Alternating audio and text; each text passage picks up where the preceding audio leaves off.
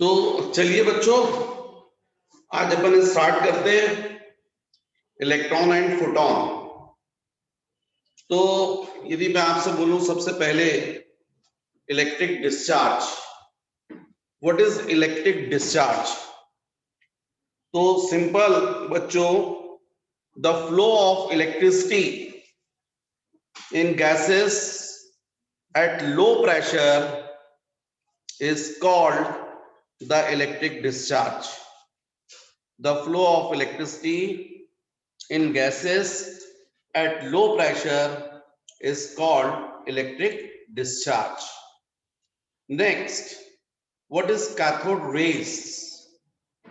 तो बच्चों, यदि अपन डिस्चार्ज ट्यूब लेते हैं, यदि ये डिस्चार्ज ट्यूब है और इसमें भी हमने इलेक्ट्रोड्स लिए हैं, दो इलेक्ट्रोड लिए हैं, एक को हमने पॉजिटिव टर्मिनल से और एक को नेगेटिव टर्मिनल से।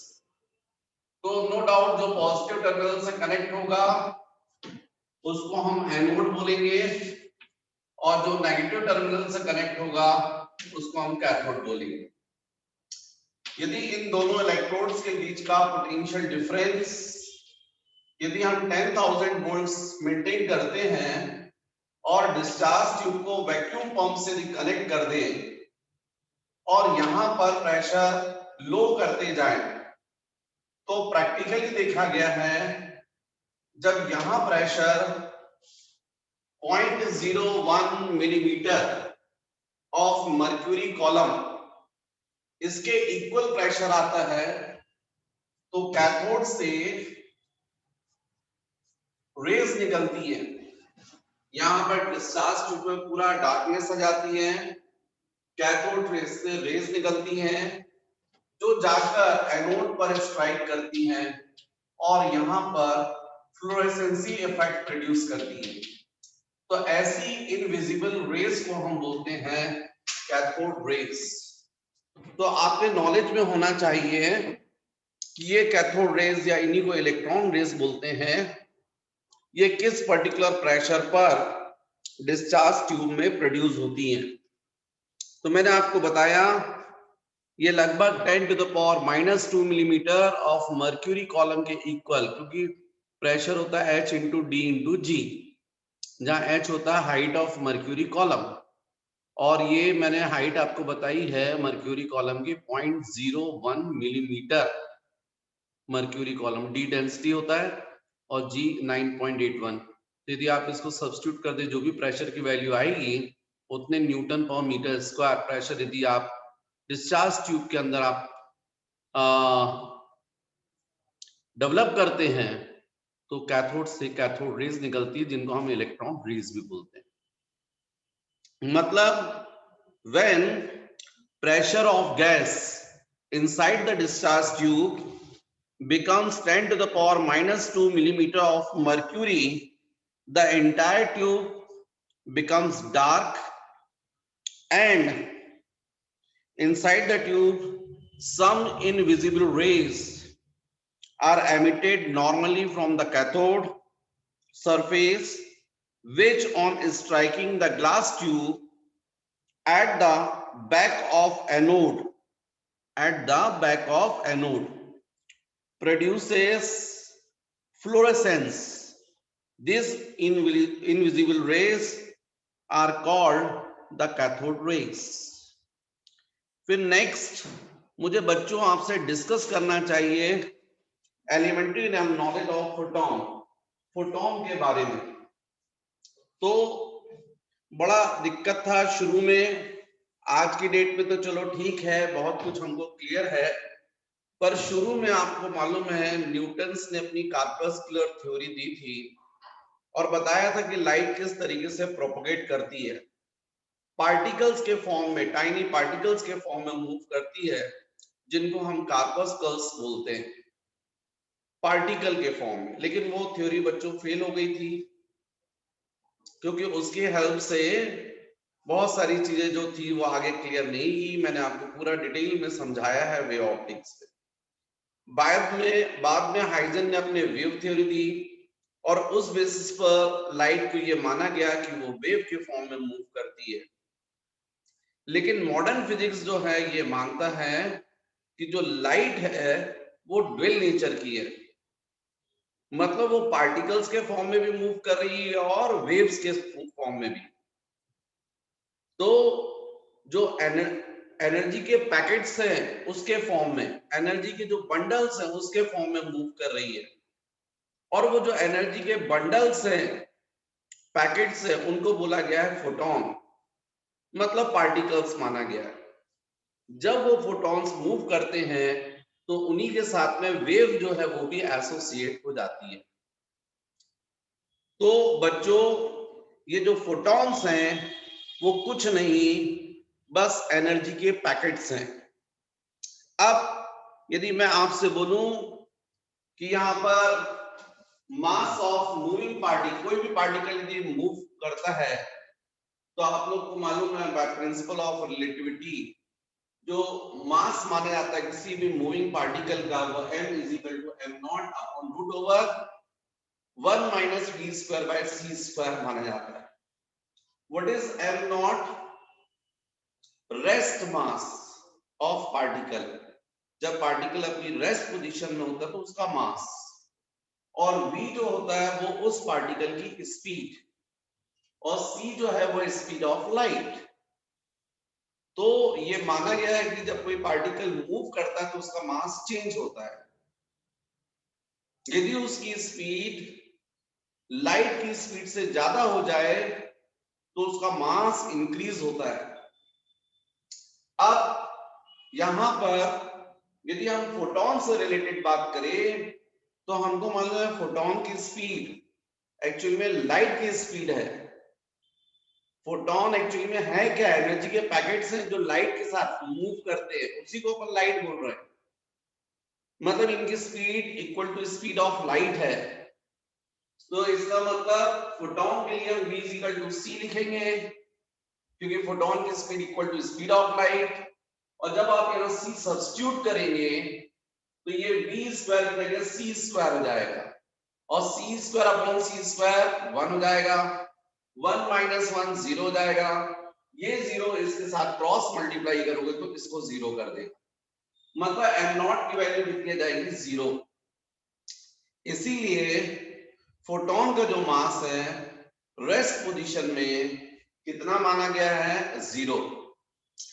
लेकिन जो फोटॉन मूव कर रहा है उसका मास, तो हम लोग को मालूम है फोटॉन यदि मूव कर रहा है तो एनर्जी है, और एनर्जी होती है mc स्क्वायर, जबकि वही by Planck's principle E is equal to h nu. तो mc square is equal to h nu. Nu को मैं थोड़ा लिखने में आसान हो इसलिए n से डिनोट कर रहा हूं, पर ये n का मतलब फ्रीक्वेंसी है, और h जो है वो प्लैंक्स कांस्टेंट। तो यदि बच्चों हम क्रॉस मल्टीप्लाई कर दें तो मास आएगा, मूविंग फोटॉन का मास आएगा h into n upon c square. What is h? Planck's constant. इसकी जो वैल्यू होती है वो 6.6 into 10 to the power minus 34 joule into second. यहाँ पर n जो है वो फ्रीक्वेंसी ऑफ वेव, और c square, c speed of light. तो इस तरीके से मूविंग मास जो है फोटॉन का वो आपको याद रखना होगा h into n by c square. और यदि आप याद नहीं रख सकते तो एनर्जी के बेसिस पर आप निकालिए, energy is equal to mc square is equal to h nu, equate करके मास जाएगा। फिर बच्चों एनर्जी ऑफ फोटॉन, तो फोटॉन की जो एनर्जी अपन बोलते हैं वो is equal to mc square, वैसे h into n भी होती है। अब मोमेंटम ऑफ फोटॉन, तो मोमेंटम आपको मालूम है मास इनटू वेलोसिटी। फोटॉन की velocity equal to speed of light, तो इसलिए momentum is equal to mass into speed of light. लेकिन मास कितना बोलोगे तो आपने निकाला h into n by c square. यदि इसको यहां सब्स्टिट्यूट करते हो h into n by c square into c, तो 1 c कैंसिल हो जाएगा। एक्चुअली में momentum is equal to h upon lambda लिख सकते हैं अपन, क्योंकि speed is equal to frequency into wavelength. Speed of light c is equal to m into lambda, तो no doubt c by m is equal to lambda. तो यहाँ पर आपको दिख रहा है ये n यदि डिनोमिनेटर में लाया है तो c बाय n हो जाएगा, मतलब c बाय n की जगह अपन लैम्डा लिख सकते हैं। तो मोमेंटम ऑफ फोटोन जो होता है वो होता है h by lambda. What is h? This is Planck's constant. बच्चों ये जो फोटोन है वो अनचार्ज पार्टिकल है, फोटोन पर चार्ज नहीं होता। तो what is photon? Photon is an अनचार्ज particle. Photon it is unaffected by electric field and magnetic field। चूंकि चार्ज नहीं होता इसलिए इलेक्ट्रिक फील्ड अफेक्ट नहीं कर पाती है और ना ही मैग्नेटिक फील्ड इफेक्ट कर पाती है। फिर फोटोन जो है बच्चों वेव बिहेवियर शो करता है। जब फोटोन मूव करता है तो उसके साथ में वेव एसोसिएट हो जाती है और इसलिए फोटोन जो है वो वेव नेचर शो करता है। तो ये कुछ पॉइंट्स हैं जो मुझे लगता है आपको फोटोन से रिलेटेड ध्यान रखने चाहिए। तो बच्चों नेक्स्ट मुझे जो टॉपिक डिस्कस करना है वो है इलेक्ट्रॉन एमिशन। आपको पता है कि मेटल में लार्ज क्वांटिटी में इलेक्ट्रॉन्स अवेलेबल होते हैं। ये इलेक्ट्रॉन्स मेटल के अंदर रैंडमली मूव करते रहते हैं बहुत हाई स्पीड से। मैंने आपको ऐसा करंट इलेक्ट्रिसिटी में समझाया था, बहुत हाई स्पीड से 10 टू द पावर 5 मीटर पर सेकेंड। लेकिन यदि फिक्स डायरेक्शन में बात की जाए तो इनकी वेलोसिटी 0 होती है और ये मेटल से बाहर भी नहीं निकल पाते। तो यदि हम इन इलेक्ट्रॉन्स को, फ्री इलेक्ट्रॉन्स को मेटल से बाहर निकाले उसी प्रोसेस को बोलते इलेक्ट्रॉन एमिशन। क्योंकि बच्चों आप एक चीज समझ लो कि इलेक्ट्रॉन जिस डायरेक्शन में मूव करते हैं उसके अपोजिट डायरेक्शन में करंट फ्लो करता है। तो यदि मेटल से आप इलेक्ट्रॉन निकालोगे तो तय है कि जिस डायरेक्शन में इलेक्ट्रॉन निकलेंगे उसके अपोजिट डायरेक्शन में करंट फ्लो करने लगेगा। तो इसलिए हम लोग मेटल से इलेक्ट्रॉन जो है वो बाहर निकालते हैं और इसी प्रोसेस को बोलते हैं इलेक्ट्रॉन एमिशन। मतलब एक सिंपल सी चीज है जो मैंने आप लोग को लिखवाता हूं मैं, the emission of electrons from the metal surface is called electron emission. तो बच्चों यदि इलेक्ट्रॉन एमिशन आपको करना है, इलेक्ट्रॉन बाहर निकालना है, तो इसकी पर्टिकुलर डिफरेंट 4 मेथड्स हैं, जिसमें से एक फर्स्ट है जिसको हम लोग बोलते हैं thermionic emission. Thermionic emission. Second जो मेथड है उसको हम लोग बोलते हैं photo electric emission. Photo electric emission. Third जो मेथड है जिसमें हम इलेक्ट्रॉन्स को मेटल से बाहर निकालते हैं उसको बोलते हैं फील्ड एमिशन। और फोर्थ जो मेथड है उसको हम लोग बोलते हैं सेकेंडरी एमिशन। Secondary emission. तो ऐसी 4 मेथड हैं जिनके हेल्प से हम लोग मेटल से इलेक्ट्रॉन्स को बाहर निकालते हैं। इसमें से फर्स्ट और सेकंड मैं थोड़ी देर से डिस्कस करता हूं डिटेल में, लेकिन थर्ड और फोर्थ केवल आपके नॉलेज पर्पस से है तो उनको जरा सा मैं एक बार डिस्कस कर दूं। तो थर्ड मैंने आपको बताया फील्ड एमिशन और फोर्थ बताया सेकेंडरी एमिशन। ये थर्ड फील्ड एमिशन क्या है?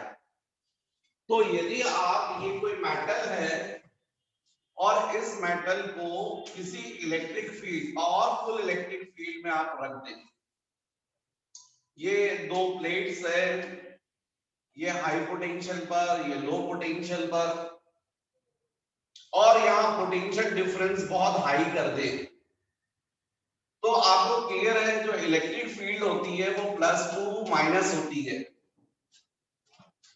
और जो इलेक्ट्रॉन्स होते हैं उन पर जो फोर्स लगता है वो हमेशा इलेक्ट्रिक फील्ड के अपोजिट लगता है।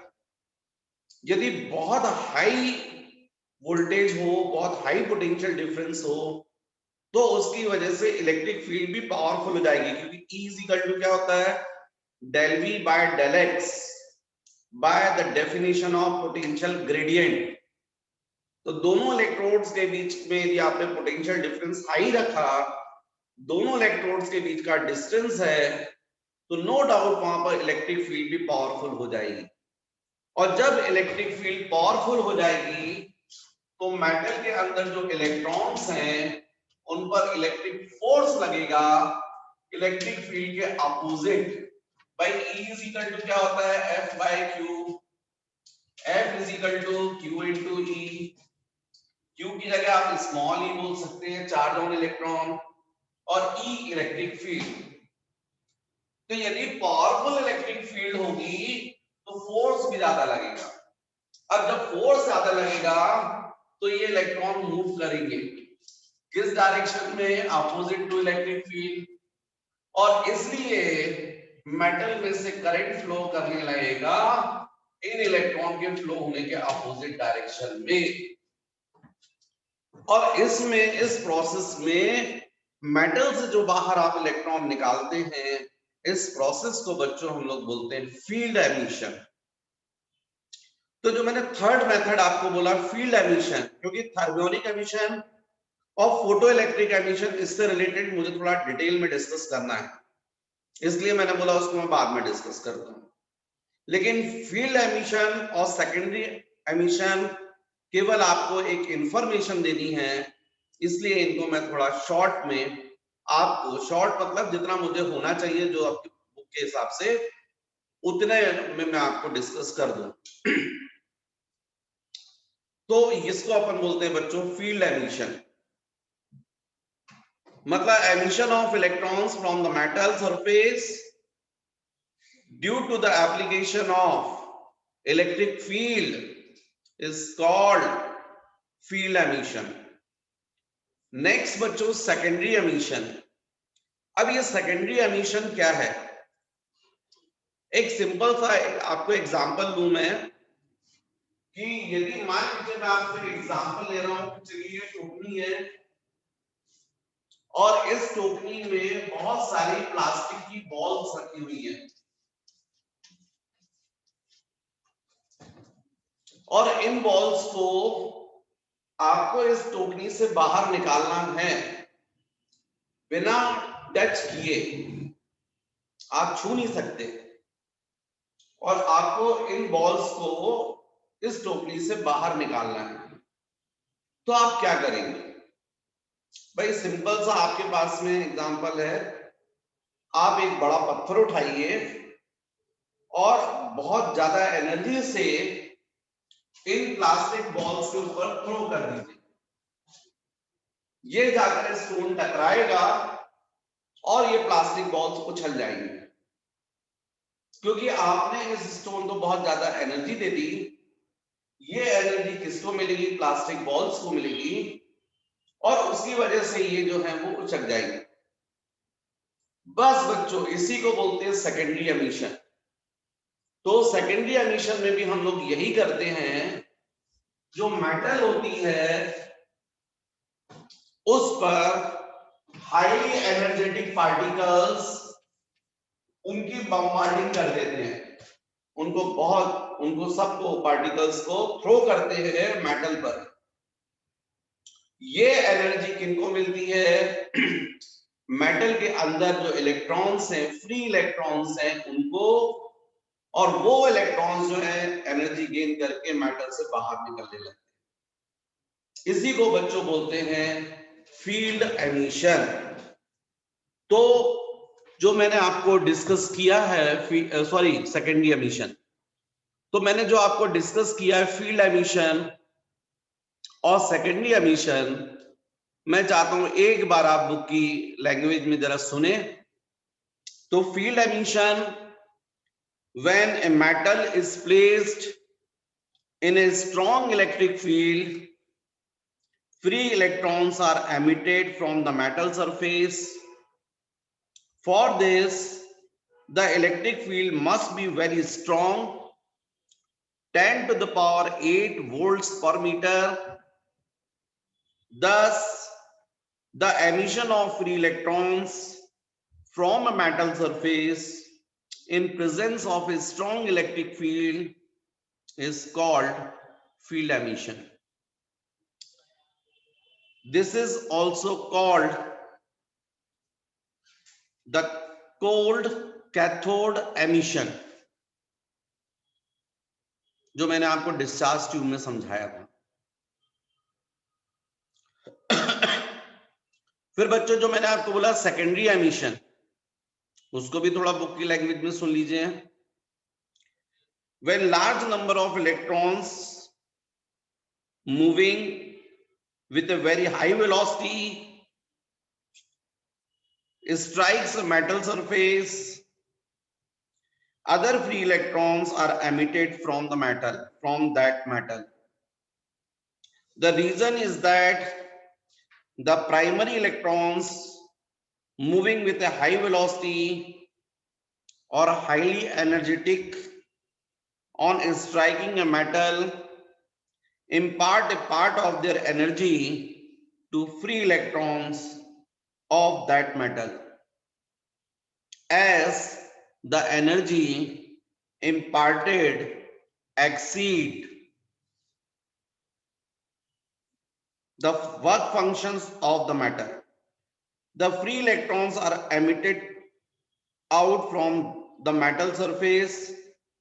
These electrons are called the secondary electrons. जो पहले आपने जो इलेक्ट्रॉन मेटल पर डाले हैं हाई एनर्जी से, वो प्राइमरी इलेक्ट्रॉन, और जो फ्री इलेक्ट्रॉन बाहर निकलेंगे उनको सेकेंडरी इलेक्ट्रॉन, और इस प्रोसेस को बोलेंगे सेकेंडरी एमिशन। तो बच्चों ये केवल आपके नॉलेज पर्पस से था, आपको इंफॉर्मेशन देनी थी फील्ड एमिशन क्या होता है, सेकेंडरी एमिशन क्या होता है। पर आपके सिलेबस में मेन है thermionic emission and photo electric emission, तो हमको उस बारे में थोड़ा सा डिस्कस करना चाहिए। अब ये थर्मियोनिक एमिशन नेम से ही आपको समझ में आ रहा है, मतलब आप मेटल को क्या दे रहे हैं, हीट एनर्जी, गर्म कर रहे हैं आप। मेटल को यदि आप हीट एनर्जी प्रोवाइड करेंगे तो नो डाउट जो मेटल के अंदर फ्री इलेक्ट्रॉन्स हैं उनको एक्स्ट्रा एनर्जी मिलेगी, और उस एनर्जी की वजह से इलेक्ट्रॉन्स जो हैं वो मेटल सरफेस से बाहर आएंगे। इसी को हम बोलते हैं थर्मियोनिक एमिशन। और जो इलेक्ट्रॉन्स बाहर निकालते हैं, मेटल से बाहर निकलते हैं, उनको बोलते हैं थर्मो आयंस। अच्छा बच्चों एक और बात है, एक चीज ध्यान रखो कि मेटल के अंदर इलेक्ट्रॉन्स जो हैं उनको फ्री सरफेस तक आना होता है, उसके लिए एनर्जी चाहिए होती है, और जब सरफेस पर आते हैं तो उसके बाद मूव करना पड़ता है, उसके लिए एनर्जी चाहिए रहती है। अच्छा इस बात को दूसरे तरीके से समझो, आप थोड़ा समझ जाएंगे कि आप का कल पेपर है मान लीजिए, और आज आप सुबह से पढ़ रहे हैं, शाम होती है और आपको अपने एक फ्रेंड की याद आती है कि चलो अपन उसके घर चलते हैं और थोड़ी देर घूम के आएंगे। भाई आपने तो सुबह से पढ़ लिया और आपका इंटेंशन है कि आप फ्रेंड के घर जा रहे हो और वहां से उसको बाहर निकालोगे और घूमने जाओगे, लेकिन उसके साथ में थोड़ी कंडीशन अलग है, उसकी मदर स्ट्रिक्ट है। और जब आप उसके घर जाते हो और आप बोलते हो, देखते हो कि फ्रेंड तो नहीं दिख रहा है, आपने बेल बजाई और मदर बाहर निकली। अब जैसी मदर बाहर निकली तो आपको देखा और आपको देख के समझ गई कि ये तो इसको घुमाने ले जाएगा। आप अपने फ्रेंड का नाम लेते हैं, जो भी आप नाम लेते हैं, गणेश, सुरेश, महेश, जो भी, क्या आंटी वो है क्या? तो पहले तो वो पूछती क्या काम है, नहीं आंटी कुछ ऐसे नहीं, नहीं बोले वो तो है नहीं, वो पता नहीं कहीं गया है काम से, मैंने देखा तो नहीं है अभी।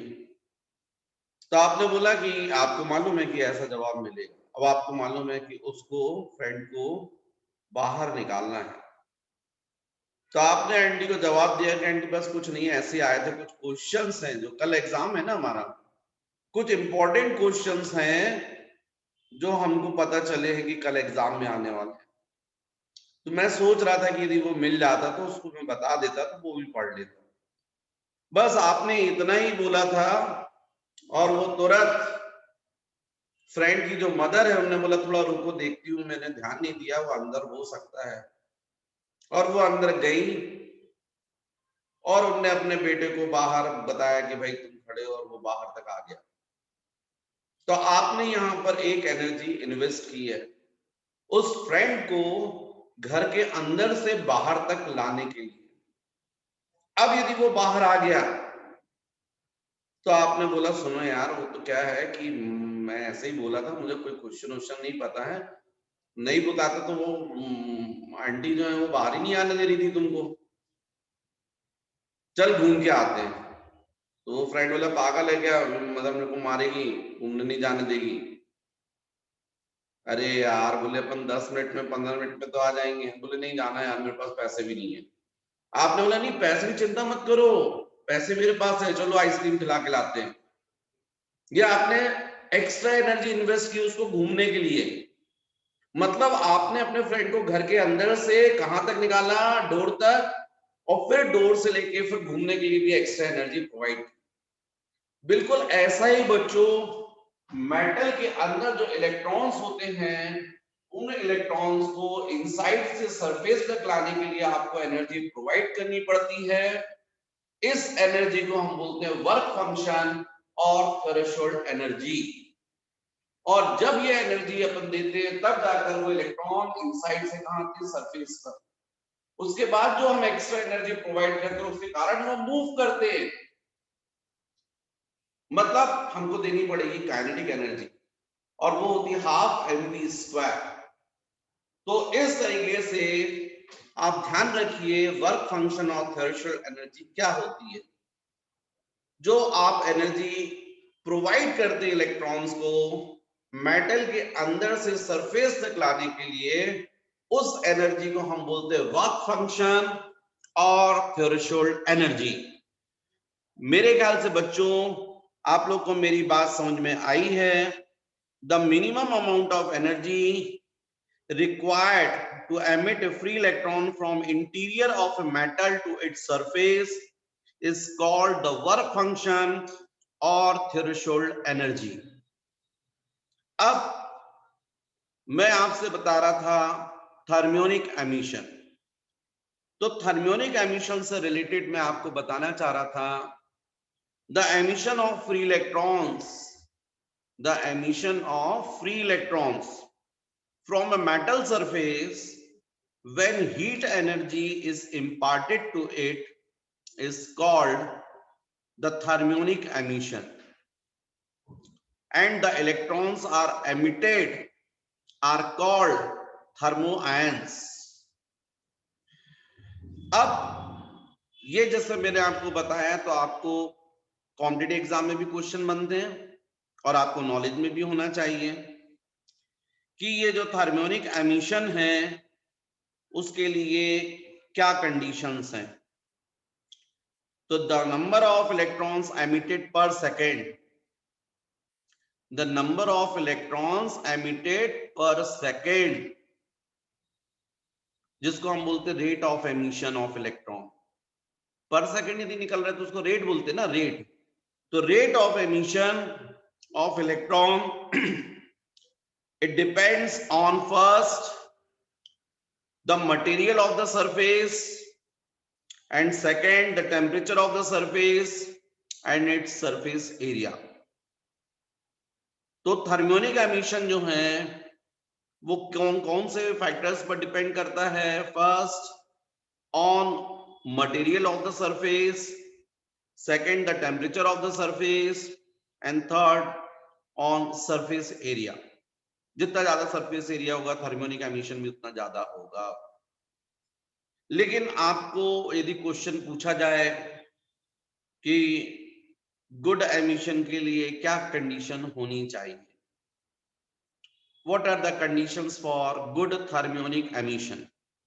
तो आपका आंसर होना चाहिए the melting point should be quite high so that it may not melt on heating. Second, the work function should be low. एक तो मेल्टिंग पॉइंट हाई होना, ऐसा ना हो कि हम हीट दे रहे हैं, पता चला जो मेटल है वही मेल्ट हो गई।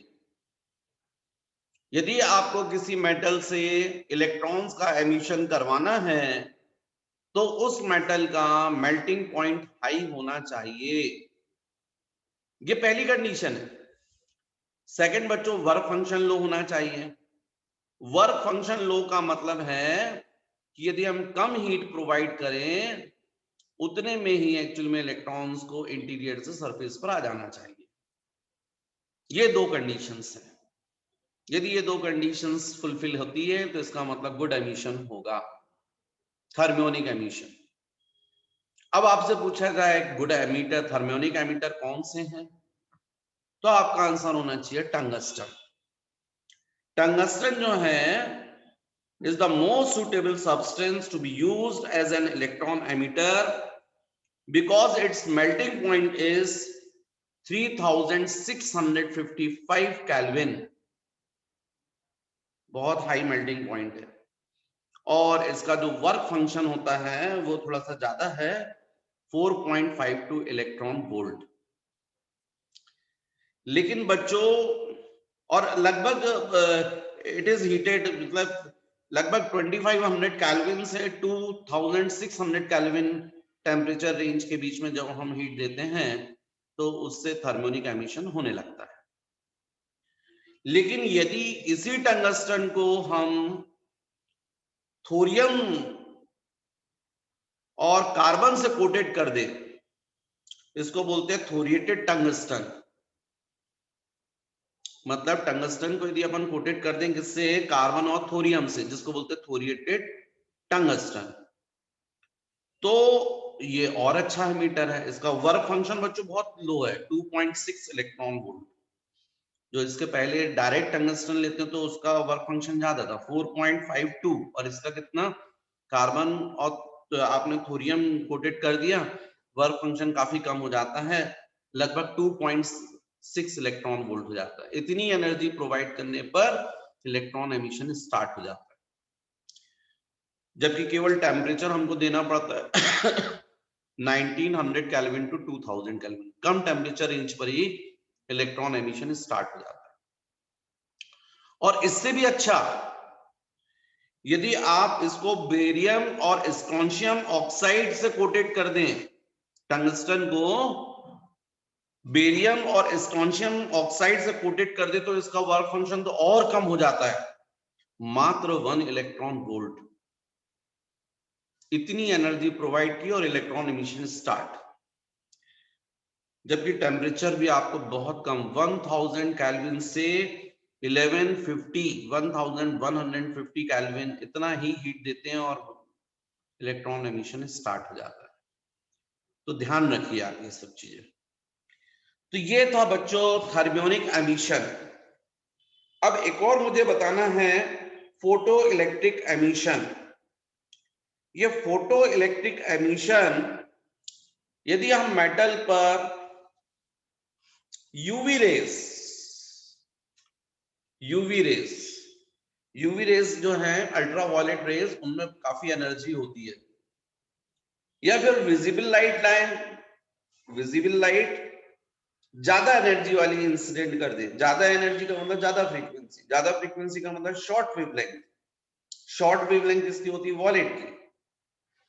तो यदि हम मेटल सरफेस पर यूवी रेस या विजिबल लाइट डालें शॉर्ट वेवलेंथ की, तो प्रैक्टिकली देखा गया है मेटल से इलेक्ट्रॉन एमिशन होने लगता है, और इसी को हम लोग बोलते हैं फोटो इलेक्ट्रिक इफेक्ट। इसी को हम लोग बोलते हैं बच्चों फोटो इलेक्ट्रिक इफेक्ट। तो आप लोग ध्यान रखिएगा, मैंने अभी आपको समझाया है फोटो इलेक्ट्रिक इफेक्ट, जो आपको लिखना चाहिए।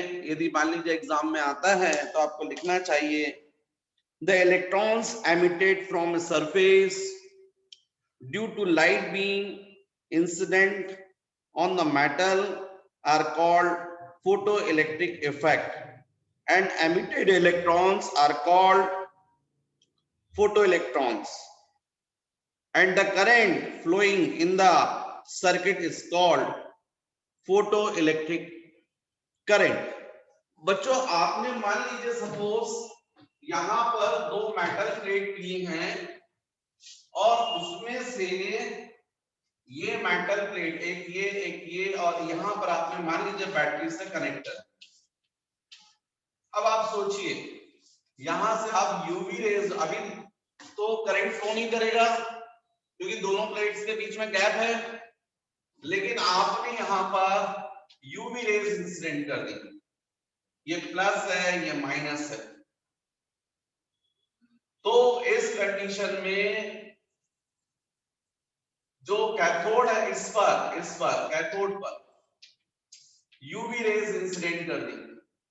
अब यहां से इलेक्ट्रॉन जो है वो निकलने लगे, नो डाउट एनोड की तरफ जाएंगे। जब इलेक्ट्रॉन यहां मूव करेंगे तो इलेक्ट्रॉन के फ्लो होने के अपोजिट डायरेक्शन में करंट फ्लो करेगा, ये करंट फ्लो होने लगेगा सर्किट में। तो इसी को हमने बोला है फोटो इलेक्ट्रिक इफेक्ट। तो बच्चों आपको फोटो इलेक्ट्रिक इफेक्ट से रिलेटेड आपको लिखना चाहिए, when the ultraviolet rays or the visible light of low wavelength, short wavelength or any other kind of electromagnetic radiations are made incident on a metal, the electrons are emitted from it. This phenomena is called the photoelectric emission or photoelectric effect. ये एक बात हो गई। अब ये जो photo electric effect मैंने आपको बताया है, इससे रिलेटेड बच्चों एक और बात है कि इसकी जो मैक्सिमम काइनेटिक एनर्जी हम बोलेंगे फोटो इलेक्ट्रॉन्स की, उसको बोलते हैं हाफ mv स्क्वायर, और ये इज इक्वल टू होती है E इंटू वी के। E तो चार्ज है ऑन इलेक्ट्रॉन और V जो है इसको बोलते हैं स्टॉपिंग पोटेंशियल। तो इस पर बेस्ड आपके न्यूमेरिकल्स आते हैं, इसलिए आप याद रखिए half mv square is equal to E into of V।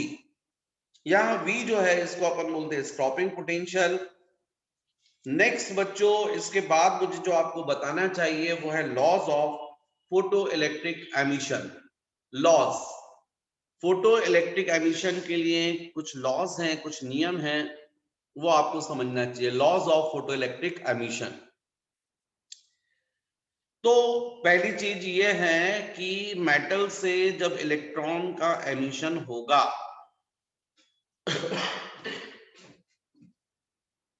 तो उस वक्त किसी मेटल से यदि आप इलेक्ट्रॉन जो है वो यदि बाहर निकाल रहे हैं तो उसके लिए आप जो है ये लाइट इंसिडेंट कर रहे हैं।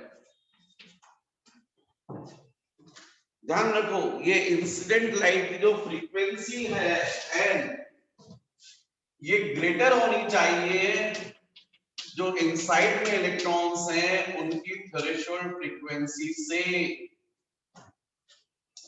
यदि इंसिडेंट लाइट की फ्रीक्वेंसी थ्रेशोल्ड फ्रीक्वेंसी से ज्यादा होगी तभी मेटल से इलेक्ट्रॉन बाहर। मैंने बताया ना फ्रीक्वेंसी, एनर्जी किस पर डिपेंड करती है? फ्रीक्वेंसी पर। फ्रीक्वेंसी ज्यादा होगी तो एनर्जी ज्यादा होगी, फ्रीक्वेंसी कम होगी तो एनर्जी भी कम होगी। अब मान लीजिए इलेक्ट्रॉन को बाहर निकलने के लिए एनर्जी चाहिए है 10 जूल और जो लाइट आप इंसिडेंट कर रहे हो वो 7 जूल की है। कहां से निकलेंगे इलेक्ट्रॉन्स बाहर? तो यदि आप इनसाइड से इलेक्ट्रॉन को बाहर निकालना चाहते हैं, उनको 10 जूल एनर्जी चाहिए, भाई आप 10 जूल दो या 10 जूल से थोड़ा ज्यादा दो, तब इलेक्ट्रॉन बाहर निकलेंगे। अब एनर्जी ज्यादा चाहिए, एनर्जी फ्रीक्वेंसी पर डिपेंड करती है। इसका मतलब यह है कि जो इंसिडेंट लाइट की फ्रीक्वेंसी है वो ग्रेटर होनी चाहिए थ्रेशोल्ड फ्रीक्वेंसी से। यदि इंसिडेंट लाइट की फ्रीक्वेंसी थ्रेशोल्ड फ्रीक्वेंसी से कम होगी तो आप कितनी भी इंटेंसिटी की लाइट इंसिडेंट कर दीजिए, मेटल से इलेक्ट्रॉन बाहर नहीं निकलेंगे। ये इंटेंसिटी जो होती है वो एम्पलीट्यूड पर डिपेंड करती है। तो यदि मेटल से इलेक्ट्रॉन्स को बाहर निकालना है तो इंसिडेंट लाइट की फ्रीक्वेंसी ग्रेटर होनी चाहिए थ्रेशोल्ड फ्रीक्वेंसी से, पहली बात। यही एक्चुअली में इसमें लिखा हुआ है आपका बुक में, जिसको मैं अभी रीड भी कर दूंगा या कर देता हूं, चलो तो आप साथ साथ पैरेलल में समझते भी जाएंगे। The photoelectric emission occurs only when the frequency n of the light incident on the metal surface is greater than a definite minimum value of n naught. This minimum frequency n naught is called threshold frequency of the given metal surface. Its value depends on the nature of the metal surface. If the frequency of incident light n greater than n naught, photoelectrons are emitted even with light of very low intensity. But if n is less than n naught, howsoever high may be the intensity of light, photoelectrons are not emitted. मैंने बताया ना बच्चों, यदि बहुत high intensity की light आप incident कर देते हैं, जो लाइट आप इंसिडेंट कर रहे हैं उसकी इंटेंसिटी हाई है लेकिन फ्रीक्वेंसी जो है वो थ्रेशोल्ड फ्रीक्वेंसी से कम है, तो मेटल के अंदर जो इलेक्ट्रॉन है वो बाहर नहीं निकलेंगे। लेकिन जो लाइट आप इंसिडेंट कर रहे हैं उसकी फ्रीक्वेंसी थ्रेशोल्ड फ्रीक्वेंसी से ज्यादा है लेकिन इंटेंसिटी कम है, तो भी इलेक्ट्रॉन बाहर निकलेंगे। मतलब इलेक्ट्रॉन्स को मेटल के अंदर से बाहर निकलना है, उसके लिए जरूरी फ्रीक्वेंसी है, इंटेंसिटी नहीं। हाँ, ये बात जरूर है कि भाई आपने हाई फ्रीक्वेंसी वाली वेव्स डाली और इंटेंसिटी भी ज्यादा है तो एक तो इलेक्ट्रॉन निकलेंगे और वो भी लार्ज क्वांटिटी में, क्योंकि इंटेंसिटी आपने ज्यादा कर दी। तो यदि आपको लार्ज क्वांटिटी में इलेक्ट्रॉन्स को बाहर निकालना तो इंटेंसिटी बढ़ानी पड़ेगी।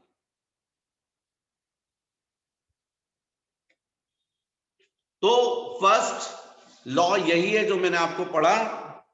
Second, the maximum kinetic energy of the electrons emitted depends on the frequency of the incident light.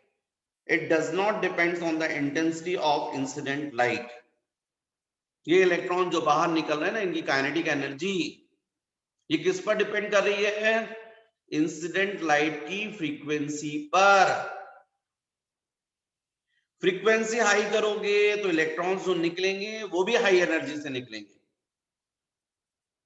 ये इनकी काइनेटिक एनर्जी, एमिटेड इलेक्ट्रॉन्स की जो भी काइनेटिक एनर्जी है वो फ्रीक्वेंसी पर डिपेंड करती है, इंसिडेंट लाइट की फ्रीक्वेंसी पर, इंटेंसिटी पर डिपेंड नहीं करती। Third, the number of electrons emitted depends on the intensity of incident light and it does not depends on it's frequency. हाँ, लार्ज क्वांटिटी में यदि इलेक्ट्रॉन्स को निकालना है, क्वांटिटी ज्यादा होनी चाहिए यदि इलेक्ट्रॉन्स की आप ऐसा चाहते हैं, तो ये इंटेंसिटी पर डिपेंड करेगा, ये फ्रीक्वेंसी पर डिपेंड नहीं करेगा। कम क्वांटिटी में निकालना है आपको तो आप कम इंटेंसिटी वाली लाइट डाल दीजिए, लेकिन फ्रीक्वेंसी थ्रेशोल्ड फ्रीक्वेंसी से ज्यादा होनी चाहिए, तो इलेक्ट्रॉन निकलेंगे मेटल से, कम क्वांटिटी में निकलेंगे। लेकिन यदि आपने इंटेंसिटी भी हाई रख दी तो इलेक्ट्रॉन तो निकलेंगे, लार्ज क्वांटिटी में निकलेंगे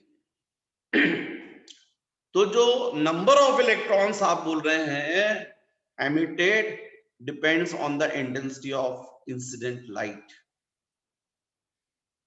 और फोर्थ पॉइंट भी है बच्चों, electrons are emitted from metal surface as the light falls on it. there is no time lag between the light being incident on the metal surface and the emission of photoelectrons from it. जैसे ही आपने light incident की metal से, तुरंत electrons का emission start हो जाए, तुरंत, कोई टाइम लैग नहीं रहेगा, कोई टाइम ज्यादा नहीं लगेगा, तुरंत। ये 4 लॉज हैं जो आपको बहुत इंपॉर्टेंट है, laws of photo electric emission, generally exam में आते हैं। इसके बाद बच्चों मैंने आपको फोटो इलेक्ट्रिक एमिशन समझाया। अब मैं आपको समझाना चाह रहा था ये फोटो इलेक्ट्रिक, इसके बाद मुझे बताना चाहिए था Einstein photo electric equation. Einstein photo electric equation वैसे तो मैं सही मायने में आपको समझा चुका हूं, पर फिर भी चलिए एक बार बताता हूं मैं आपको। अब आपको मुझे समझाने में ज्यादा दिक्कत नहीं होगी आइंस्टीन फोटो इलेक्ट्रिक इक्वेशन समझाने के लिए, क्योंकि मैंने आपको समझाया है कि जब आप किसी मेटल से इलेक्ट्रॉन बाहर निकालना चाहते हैं तो जो इंसिडेंट लाइट है उसकी एनर्जी 2 पार्ट में इन्वेस्ट हो रही है। ये जो इंसिडेंट लाइट है इसके पास मान लीजिए 14 जूल एनर्जी है, और इलेक्ट्रॉन को मेटल के अंदर से सरफेस लगाने के लिए मात्र 10 जूल चाहिए, तो 4 जूल फिर भी एक्स्ट्रा रह गई। ये इलेक्ट्रॉन को जब मिलेगी तो क्या होगा, इलेक्ट्रॉन पहले तो अंदर से बाहर आ जाएगा, 10 जूल एनर्जी खर्च हो गई, 4 जूल जो एक्स्ट्रा एनर्जी मिलेगी उसके कारण फास्ट मूव करेगा। मतलब जो भी आप फोटोन इंसिडेंट करते हैं उनकी energy of incident photons is equal to क्या होना चाहिए, वर्क फंक्शन। वर्क फंक्शन क्या होता है, अंदर से इलेक्ट्रॉन सरफेस तक आएगा उसके लिए एनर्जी, प्लस फिर इलेक्ट्रॉन को मोशन के लिए तो half m into v maximum square. अब इंसिडेंट फोटोन जो है उनकी एनर्जी तो आपको पता है वो होता है h इंटू न्यू, अपन न्यू ना लिखकर n लिख दे क्योंकि अपन को थोड़ा न्यू थोड़ा सा मुश्किल होता है लिखना, तो n आसान पड़ता, मुझे तो आसान पड़ता है। और ये वर्क फंक्शन तो आपको पता है h इंटू n नॉट, या भी थोड़ी देर के लिए फाइन लिख रहे हैं, plus half m into v maximum square. पर ये वर्क फंक्शन जो है ये एक्चुअल में होता है h into n not. h मतलब प्लैंक्स कांस्टेंट और n नॉट थ्योरेशोल्ड फ्रीक्वेंसी। तो यदि बच्चों मैं इसको ट्रांसफर कर दूं तो h into n minus h into n not is equal to half m into v maximum square. इसका मतलब h कॉमन निकाल लो तो n minus n not is equal to half m into v maximum square. यही है equation, यही equation है जिसको मैं बोल रहा हूं आइंस्टीन फोटो इलेक्ट्रिक इक्वेशन। अच्छा एक और चीज है, v is equal to n lambda, तो n is equal to v by lambda. Photon के लिए v थोड़ी चलता है, c चलता है, स्पीड ऑफ लाइट। तो इसका मतलब इसी को मैं लिख सकता हूं h into c by lambda minus c by lambda 0। भाई n की जगह c बाय लैम्डा और n नॉट की जगह c by lambda 0 is equal to half m into v maximum square. यदि चाहो तो c को कॉमन निकालो तो h into c 1 upon lambda minus 1 upon lambda 0 is equal to half m into v maximum square.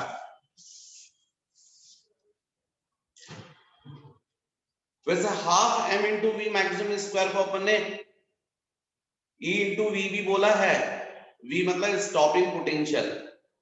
तो ये equation तो है ही, साथ में H into c 1 by lambda minus 1 by lambda 0 is equal to E into v, ऐसा भी लिख सकते हैं क्योंकि half mv square is equal to E into v, stopping potential. तो बच्चों ये है एक्चुअली में आइंस्टीन फोटो इलेक्ट्रिक इक्वेशन। इसके बाद आपको मुझे समझाना चाहिए de Broglie waves. De Broglie waves actually में डी ब्रॉगली वेव्स जो है, जब भी कोई मैटर वेव्स, कोई भी पार्टिकल मूव करता है उसके साथ में वेव एसोसिएट हो। देखो आप लोगों ने रामायण देखी ना, महाभारत भी देखी। रामायण में रामचंद्र जी जो है वो तीर चलाते थे, और जब वो तीर चलता था तो आपने देखा होगा वो जब चलता था तो उसके साथ साथ ऐसे ऐसा कुछ फायर जो थी वो भी एसोसिएट हो जाती थी, ऐसा दिखाते थे। वो बच्चों रियल में होता है,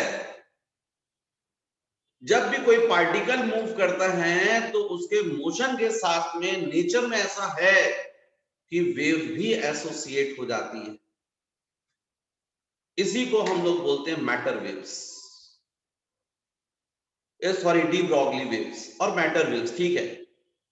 A wave to be associated with each moving particle is called de Broglie waves or matter waves। जब भी कोई पार्टिकल मूव करता है तो उसके साथ नेचर में ऑटोमेटिक वेव जो है वो एसोसिएट हो जाती है, जिसको हम लोग बोलते हैं डी ब्रॉगली वेव्स और मैटर वेव्स। और इस मैटर वेव्स की जो वेवलेंथ होती है लैम्डा इज इक्वल टू होता है h by p। What is h? Planck's constant. And what is p? Momentum of particle. तो बच्चों ये आपको याद रखना चाहिए।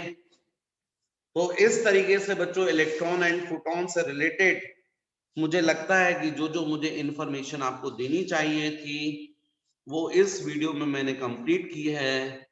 नेक्स्ट वीडियो जो है, अच्छा है बच्चों ये थोड़ा सा पोर्शन फोटो इलेक्ट्रिक सेल वगैरह जो है फोटो इलेक्ट्रिक इफेक्ट पर बेस्ड है। मुझे लगता है थोड़ा इसके डायग्राम वायग्राम, क्योंकि आप समझ गए हैं फोटो इलेक्ट्रिक इफेक्ट क्या होता है। जब अपन फोटॉन्स जो हैं या अपन ऐसी वेव्स जिनकी फ्रीक्वेंसी थ्रेशोल्ड फ्रीक्वेंसी से यूवी रेज वगैरह या विजिबल लाइट शॉर्ट वेवलेंथ की मेटल सरफेस पर इंसिडेंट करेंगे तो हमको मालूम है इलेक्ट्रॉन एमिशन होगा, अपोजिट डायरेक्शन में करंट फ्लो करेगा। उसी की कॉन्सेप्ट को लेकर ये इलेक्ट्रिक सेल्स वगैरह बनते हैं। तो मुझे लगता है ये थोड़ा सा आप लोग को प्रिपेयर करना चाहिए, थोड़ा बुक की हेल्प लेकर डायग्राम बनाकर, क्योंकि ये जनरली एग्जाम में आ जाता है। जो थीव्स अलार्म वगैरह है वो सब इसी पर फोटो इलेक्ट्रिक इफेक्ट पर ही बेस्ड होते हैं। तो बच्चों इस वीडियो में मैं बस इतना ही। नेक्स्ट जो है वो मैं आपसे डिस्कस करने वाला हूं, very very very important chapter, solid and semiconductor devices. तो वो अपन देखेंगे नेक्स्ट वीडियो में। तो बच्चों ठीक है, ऑल द बेस्ट, खूब पढ़िए, मन लगाकर पढ़िए, ठीक है, ओके।